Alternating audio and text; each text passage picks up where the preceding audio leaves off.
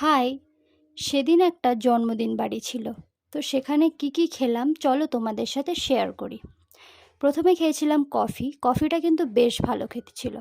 সাথে ছিল চিকেন পকোড়া আর ফুচকাও ছিল, যেটার ক্লিপ নেওয়া হয়নি। আমি তো ফুচকা পকোড়া খেয়েই পেট ভরিয়ে দিয়েছিলাম।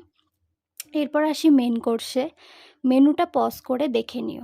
ছিল ভেজিটেবল চপ আর স্যালাড। মোটামুটি খেতে ছিল। আমি ভেজিটেবল চপ তেমন খাই না, তাও টেস্ট করার জন্য নিয়েছিলাম আর কি। তারপর ছিল সাদা ভাত, ভেজ ডাল, লেবু চিপে খেতে বেশ ভালো লাগছিল। এরপর ছিল পটল চিংড়ি। এই তিনটেই আমার বেশি ভালো লেগেছিল। এরপর দই কাতলা দিয়েছিল, মোটামুটি খেতে ছিল।